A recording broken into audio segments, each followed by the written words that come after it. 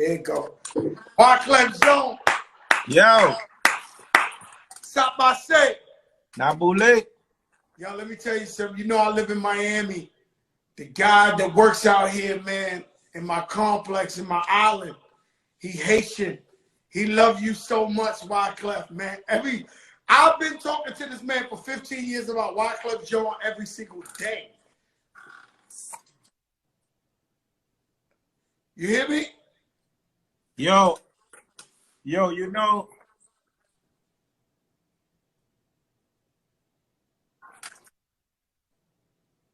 Yo, what's his name? Man, I don't know his name. I'm gonna find out his name for you, You man. gotta But find this out guy, his name. Hold up, yo, I'm gonna grab one of them so guitars for you. I'm gonna grab one of them guitars for you. Uh-oh. It's on. The Big Show. It is on. Wyclef is grabbing the guitar. This shit crazy, man. This the Big Show, man. Wyclef gonna grab the guitar.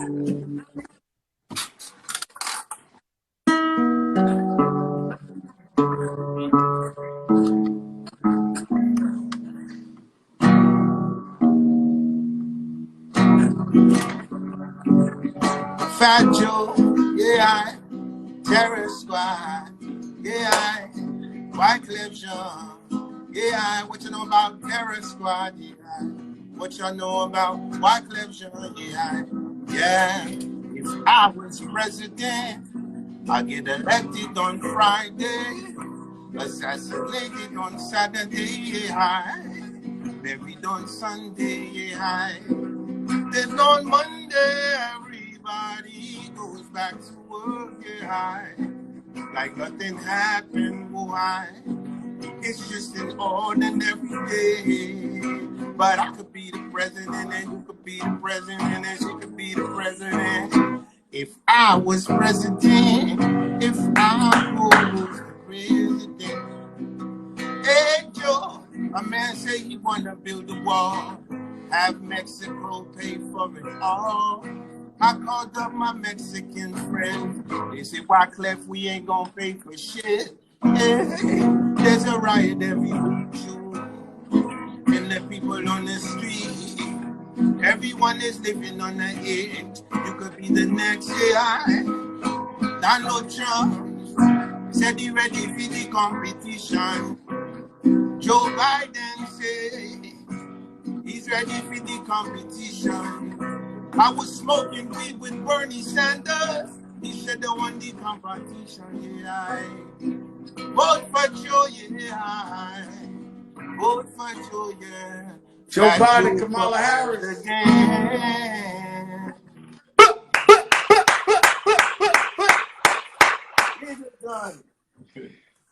Yo, Wyclef, I always tell this story, right? We've been cool since Flojo, since I had Flojo and the Fugees just started. I remember seeing y'all at all the shows and y'all wasn't blown up yet. And then when them videos came out and y'all just blew up, and I was like, yo, you believe I used to do shows with these guys? Like, cause how much records the first Fuji album sold? Well, the first album was called Blunted on Reality. It sold copper. The second album did like 30 million. This was started, you know, still going. And then your solo album did how many million? My solo album did 7 million. So if you come at the crib, damn, let me see if I can flip. You know what, we're gonna do something crazy. Because you know what I don't do? I don't be bragging. But I think I might have to have a Khaled moment, man. Let me walk around. Let's see. So, let's see. We here, right? We're just going through. Let's go. Let me see. All right. All right. So you see this one right here? What's that right there? Tell us, because we see okay, it. That's Hips Don't Lie. That's Shakira, Hips Don't Lie. The biggest of all time. So let's start with that. That's the biggest selling single of all time. Shakira, Hips Don't Lie. Okay, yo. Let me see if we can. All right. So that's Wyclef worldwide albums, just Wyclef alone. 10 million records. Just Wyclef alone. We ain't even get to the Wyclef work. So we gonna go. Okay, when I look on this wall right here, I got Destiny Child. Destiny Child, the first record, you say no, no, no, no, no. When it's yeah. So then we go over here. We got Whitney Houston. Hold up, I got Whitney. I got the great Whitney right here. Hold up. And what was Wyclef? You being out of Jersey, working with the Queen of all queens, and she was from Jersey. Yo, it was amazing because for me, I got a chance to be with Whitney, Bobby, and people was like, yo, Whitney's going through an emotional time. It's going to be hard to work with her in the studio. And for me, like going in, what was crazy was I didn't only record Whitney. I recorded her daughter and I recorded Bobby. But I never told Clive I recorded Bobby. So that's Bobby Brown on that. My love is your love and your love is my love. So for me, her daughter was real little, right? And she was on the side when I was recording her mom. And her daughter said, "Sing, mommy." And I was like, I turned around and I grabbed the mic and I said, "Do what you just did again." She said, "Sing, mommy." So when Whitney got out of the booth, she didn't even know I recorded her daughter. So the first time she heard it and heard "Sing, mommy," she flipped out. So for me, I saw that love and that connection with the family from the gate, Man, let me tell you something, Wyclef. I know for a fact that you were the main person responsible for getting the record cleared for Khaled for Carlos Santana. Yeah, shout out to Khaled for. Yo, Wyclef. Hello? Man, I'm speechless because when Khaled hit me up, Khaled, like we going back to Shatters. Yeah, you know Khaled for 20-something years. Yeah, Shatters, top Shatters. We literally, me and Khaled used to go dub for dub. So Khaled is the only one that knows like I'm a real soundboy. You know what I mean? I'm what you call like the closet DJ. You know what I mean? So we go like way, way back. And so when I did that record, Maria Maria, when you hear the record, Spanish Harlem, and we was that's an immigrant story. It was after a movie I saw, which was called West Side Story. So when I got that call from Khaled, my brother, I was excited because, one, you got to understand, my daughter's 15 years old. You know how a dad feels when her daughter's in school and then that Khaled record come on and she go, "That's my daddy's record." You know what I'm saying? So for me, and Carlos Santana is like my godfather, real godfather. So when I gave him a call, he was excited. He was honored. So for me, this is what I wanted to do. Because we talk about like my excitement with the Fugees when you go back. I never really wanted to be a superstar. Because back then, the producers was not the superstars. The superstars was the artists. So if anybody ever asked me, who's the superstar of the Fugees, our superstars of the Fugees is Lauryn Hill. Because if I want to be the young Quincy Jones and I can't create a super group, that would never happen. So when we look in today and I'm watching what Khaled's doing with production and everything, I'm honored. Because for me, this means like it continues and it continues, Yeah, let's mention this because I mention it to you all the time, but I don't say it out there. I was at Big Pun's funeral, and we was all sad. And Puerto Ricans, they usually don't play no music. They don't celebrate. And Wyclef walks in. Big Beast walked in with you. Shout out to my brother Big Beast. And Wyclef walks in with a guitar and a speaker, and he don't say nothing to nobody. He never even said nothing to me. And you just walked in, you plugged it in, and next thing you know, you started playing the and then next thing you know, the guys came in there G and B, and they started singing Maria, Maria. Yeah. It reminds me of a West Side Story. And I was just like, everybody was in there with just crying so hard. Yeah. What is it about you, Wyclef? You driving up to the funeral. What are you thinking, bringing the guitar? How did you come up with that? Because, by the way, it's never been duplicated. It's a moment like that, and I've been to a lot of funerals. I've never been at no shit like that where somebody pulled out the guitar. And what made you even think about that? Well, I think in history, we got to celebrate great men. And when we read the books and we go back in history, it's bigger than just a funeral. It's like Cuba, it's Puerto Rico, it's Haiti.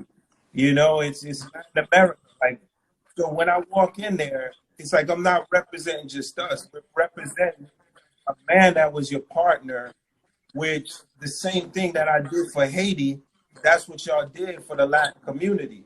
So for me, when history looks back and we've seen like wars and situations, and we say, we see how they honor the soldiers. You know what I mean? So at the end of the day, it was for me like another soldier falling. And the way that I can honor him is to show up with my instrument and pay homage. That was crazy. I'm not sure if your father, rest in peace, passed away before Pun or after Pun. After Pun. Yeah. It was around the same time, and I had showed up to Jersey. Yeah. You know, and that was pretty crazy. You know, your father was a pastor, right? Yeah, my father was a minister. Like, I'm straight up a church boy. So I came from Haiti. I was raised in Brooklyn, Marlboro Project. So I always say my father's first church was in the projects. And at the time, right, it's like early 80s. So Marlboro Projects was ran by the Italians at the time. You know what I mean? So imagine a minister coming from Haiti, like I'm about to start a church in here. You know what I mean? So it always showed me like the real gangster was always my pops. You know what I'm saying to you? So we went from Marlboro Projects to Flatbush Avenue in Brooklyn. And you know, the thing is, I'm going to say something on your show that I never talk about because I don't glorify it, right? So yeah, I want to hear it because, you know, we call this a Joker moment. Like a Joker Winfrey, we call this a Joker moment when they hear something they never heard before. Go ahead, Wyclef, let me hear that thing. Okay, well, I think probably what they never heard before is that Wyclef Jean and Haitian Jack, Wyclef Jean, Haitian Jack are real cousins. Yeah, I know Haitian Jack. I knew Haitian Jack was your cousin, but and that's a whole nother history right there with Haitian Jack. You know, them guys. Yeah, so y'all real cousins and y'all grew up. He was in the same projects as you, Wyclef, and all that. Well, it's so important that people understand, like in the store when we say Haitian Sicilians. Right? The reason why in the store we say Haitian Sicilians is because, say you come from Sicily, like the little town that you come from, usually it's your father and then your father's cousin and your cousin's cousins. So at the end of the day, when you come to America, it's the same thing. So even if they come 6 years ahead of you, you know what I mean? When you get there, it's the same system. But my father was like, at the end of the day, we going to New Jersey, you know what I mean? So he literally was like taking the church over and saying, we're going to go to New Jersey. We end up in Newark, New Jersey, car theft capital of the world. Once again, one project to the next one. And for me, you know, one time I remember a few years ago, the feds picked me up for something. And when they picked me up for something, they had a big circle. And the circle, they had HS. And then, so they talking to me, and then I go, what the fuck is HS? You know what I'm saying? And then they go, Haitian Sinatra.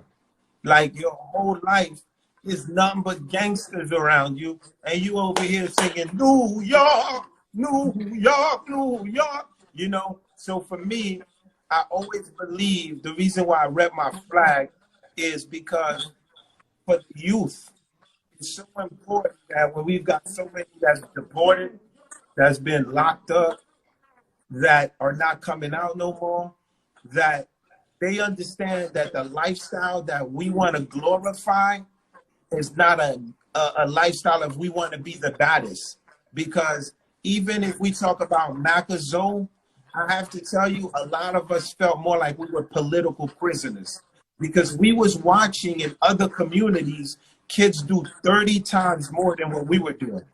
And we were the ones that was deported.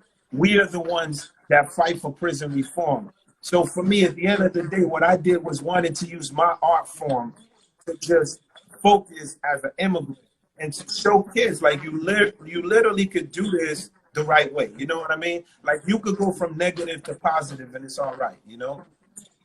You know why, Wyclef? I bumped into you at the tunnel one time and you had just sold 30 million records. So listen, guys, nobody in America sells 30 million records right now. Nobody has an album out right now that sold 30 million records. Nobody. I'm talking about not a human being, not Taylor Swift, not Drake, not no one has an album right now with 30 million records sold right now, right? So I go up to you and I say, yo, Wyclef, I got this fat Puerto Rican guy, they call him Punisher. And I think you heard of him on the underground. And I said, Wyclef, I'm doing this album. I need you on this album. And you said, Joe, tell me where, and I'm there. I'll let you take the floor from here. What? You know, for me, what's crazy about it is I tell people. So hold on, Wyclef. Once again, Wyclef, let me explain this again. Wyclef had just sold 13 million records in one album. And I come up to him and I ask him to get on an album of a new, not even Fat Joe. It's a new artist that hasn't even put a record out yet. And you show up to the studio and you do the record with him. What was that like in the studio with Big Pun? For me, it was crazy because Pun, I was a fan.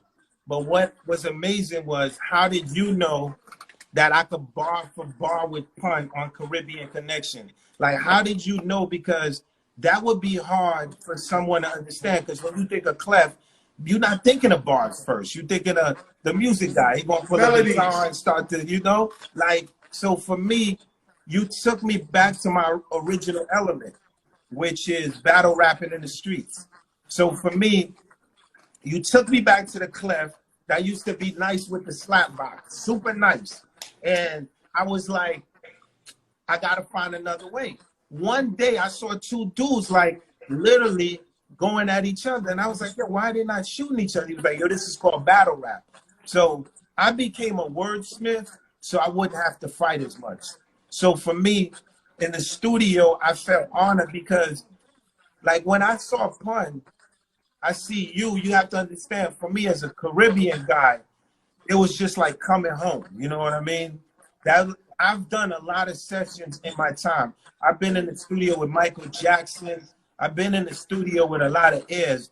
But the top 5 energy that I felt in my life, one of the 5 is being in the studio with y'all. Wow. Wow. That's amazing. And you really went toe-to-toe with Big Pun on the classic album. Lyrically, blow for blow. Mucho trabajo. Mucho trabajo. Dinero. Yo, Wyclef, let me ask you something. Years ago, everybody was saying Wyclef going for president of Haiti. Was you seriously going for president of Haiti? And what stopped you if you didn't go for president of Haiti and you didn't win? Well, definitely thank you for this question. It's probably one of the most important questions in my life. Um, I was serious because Malcolm X was serious, Marcus Garvey was serious, Martin Luther King was serious. Haiti is the first Black republic of 1804. So I don't think that we are created on this planet to sing, dance, eat food, have a good time, and then disappear. So for me, when I look at like Marcus Garvey and what he did, I felt like I'm chosen for a bigger purpose. If I come from this tiny village, like in the statistics, you don't make it out, what am I gonna do? So for me, when the earthquake hit, I ran. And this is why I ran, because I feel like the situation of Haiti, one of the things that we have to understand is how do trade policies work? So we constantly talk about, yo, we want Haiti to come back. Well, how is Haiti going to get back if the farming economy is crippled? How is Haiti going to get back if you say you want to bring education to Haiti, but a kid is 13 years old already? What kind of education are you going to bring him? So I was talking about bringing agribanks for credit. I was talking about building the farmer union and literally starting again from the beginning. You know what I mean? So what took me out of the race is, I'm not going to lie to you, if I gave the order, I probably wouldn't be here, because I would have had millions of kids die. But it's not about me. It was about the people of Haiti. So the way that they took me out of the race was illegal, because at the end of the day, they said I had to live in the country for 5 years, but that's the propaganda they spread to the West. So if I ask the West right now, do anybody know how Haitian law works? Y'all be like, no, but they said you got to be there for 5 years. But we know how the U.S. Constitution works. And let me tell you how the Haitian Constitution works. I had a diplomatic passport. So I felt that the powers that be took me out illegally, but I left the country, came back, and I supported Michel Martelly, who became the president. And then after that, his successor, Jovenel Moïse, who's the president now, Yeah, Haiti, there's a thing, there's a conspiracy that I got about Haiti. Because it was the first country that Black people overthrew slavery and became independent, overpowered slavery, not give it to them. I've always felt that the powers that be never want to see Haiti prosper, because Haiti is a symbol of power and a symbol of, that's the first place to stop all slavery. So I always thought they can help Haiti, but they don't want to, because it's too much of a powerful symbol. That's just Fat Joe conspiracy theory. Well, I mean, I definitely understand what you're saying, 100%, but I can give you a few more things. Haiti is the babysitting capital for cocaine of the world, right? That's a reality, you know what I mean? So if we was just to start with that one thing, we could go somewhere else. When you say that Haiti got its independence, 100%, but then the French turned around and put a tax on us, and that tax is literally, to your point, what cripples an economy, and people don't want to see us move forward. But I want everybody that's on the chat right now to understand something, that the Haitians helped the Dominicans get their independence. So at the end of the day, the Haitians and the Dominicans should be more brothers and sisters. And let me tell you something. Hugo Chavez, the general out of Venezuela who passed away, when we went to see Hugo Chavez, when the Haitians went to see him, he said, look, at the end of the day, any help y'all need with the oil, I am going to help y'all with the oil. Because if it wasn't for Haiti, Venezuela would not have been free. If you come right over to America, the Louisiana Purchase, here the sweetest real estate deal that was ever done. This deal, American historians would tell you that that deal would not have happened if it wasn't for the Haitians. So I just want to show you, to your point, Exactly. You know, but it's going to be hard to hold us back now because through the internet, we can communicate. Like this conversation that's happening here, you know, is the conversation that's going to spread the information.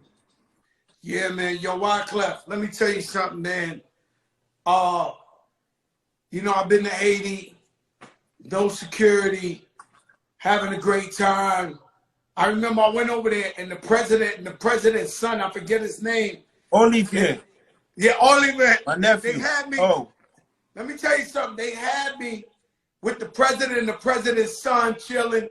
Yeah. And then I got the phone call from the gangsters from the other side of town. And so I went over there and they were like, I sat down there. First of all, whoever ran the place at that time, his mother loved Fat Joe. So they wanted me to say hi to his mother.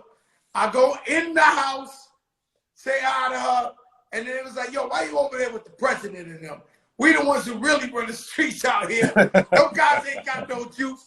I'm like, how the fuck they doing with the president and them over there? Yo, that shit is crazy over there, man. But Haiti showed me so much love, B. And I love Haiti. Do you see it getting better? Do you see something changing to make them, you know, come back stronger? I think in Haiti, for Haiti to come back stronger, one of the things that have to happen is the developments that are happening in Africa now.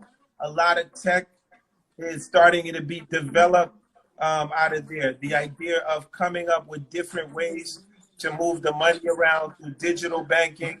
They're talking about creating their own WhatsApp in Africa right now, different things like that. So I think that we have, in order for Haiti to come back forward, we have to focus on the technology. As the world is moving forward with technology, we have to think of different ways in teaching people how to learn. You know what I mean? The physicality of building a place and bringing kids through at the end of the day when everyone's living, 80% is living less than on $1 a day. We have to think of how we change these things. You know why, Clef? You started out by saying you're a sound clasher. There's one dub that you had that everyone would talk, Buju Banton, whoever you name would talk about this. You had a Michael Jackson dub play. Yeah. How did you break down to Michael what the dub plate is? How did you get Michael Jackson to do a Wyclef Jean dub plate? Well, I think for me, let's go back to my Whitney Houston dub plate.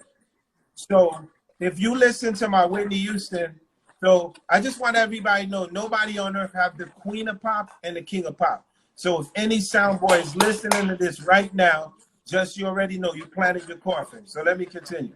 So when I was explaining to Whitney what I needed for a dub plate, Whitney was like, and at the time, Dennis Brown just passed away. I was like, yo, could you say rest in peace to Dennis Brown? And I was explaining to her who he was. So for me, you know, dub plates, when I was sitting with Michael, I was in the studio, we did a remix.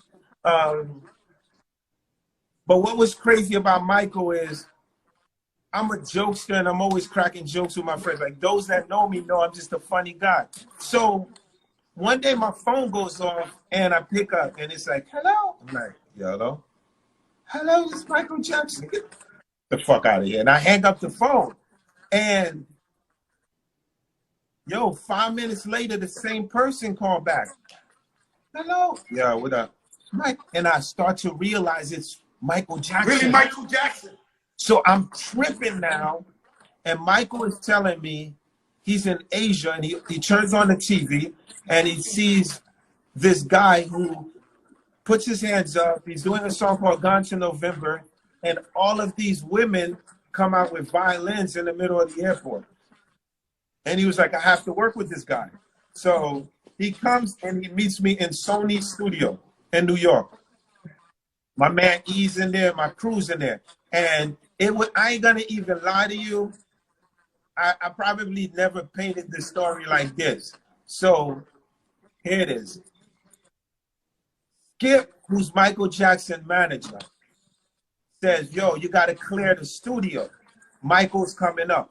Michael is coming up from the back elevator because there's a secret elevator that's built for Michael Jackson. He had Jackson. his own elevator in there. Yeah. He had his own elevator. So his own elevator. And when it came up, it can open up in any of the studios, and you literally look like Michael Jackson is walking to you from the control room. So literally now, when Skip tells me this, I get back in my room, and you know what the Hit Factory is like. It's Clef. So it's like literally a Top Shotters movie. So I say, yo, boy, you know you can't, none of y'all can't stand here because Michael Jackson will come. They say, oh, Michael Jackson will come where? No blood clot Michael Jackson will come here. I say, yo, y'all got to get out of here, man. Michael Jackson is coming. Yo, you serious, man? Yo, man, we don't care about no Michael, man. We don't care about Michael. And as I'm arguing with him, the elevator opened and Michael Jackson is walking.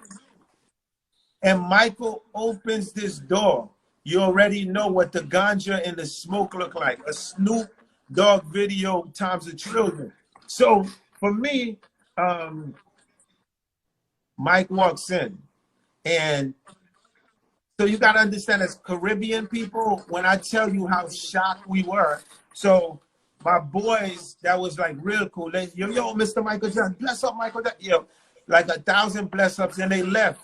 And when I was in there with Michael Jackson, I was explaining to him, I need to kill some people. I need them dead, Michael. I don't need them breathing, Michael.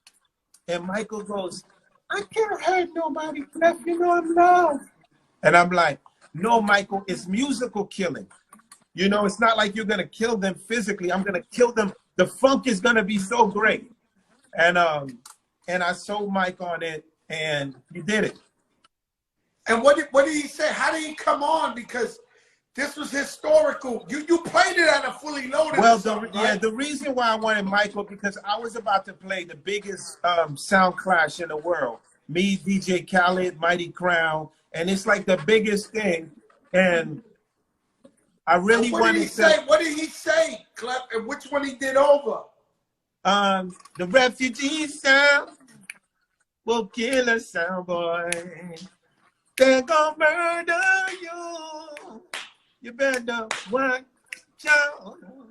Refugees will kill a sound boy. Watch out. Right. They're gonna murder you, yo. Oh my God.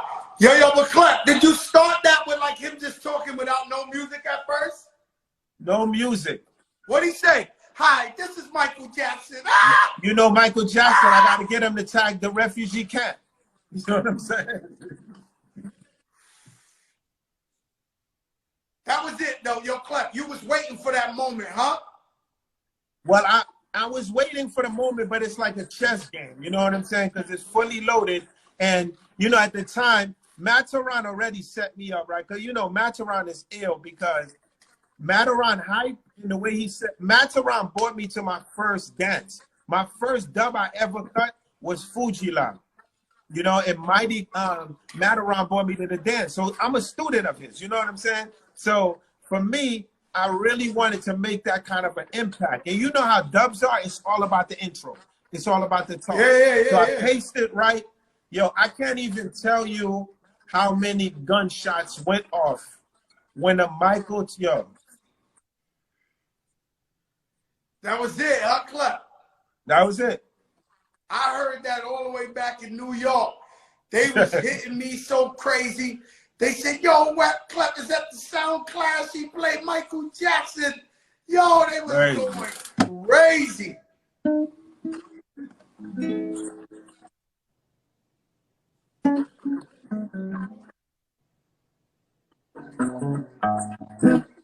Yo, you want me to show you how I wrote Maria Maria? Please, please. This is the Joker moment. Show me how you, I know how you wrote Maria Maria, but I won't say nothing. You gonna say it. I know how you wrote it. So here we go. So when y'all hear the part that goes.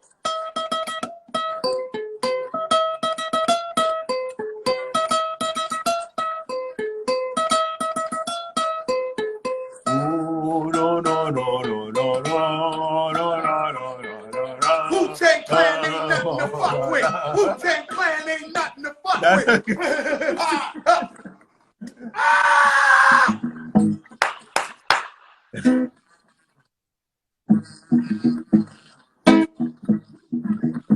That's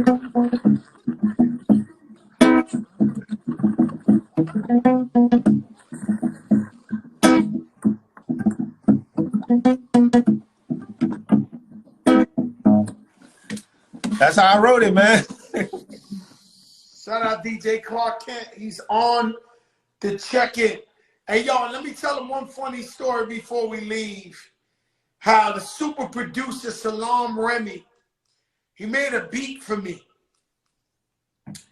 And it was my beat, and I'm supposed to do it. Salam Remy has done Fugees, Amy Winehouse, whatever you could think of in the universe. And so he made me a beat.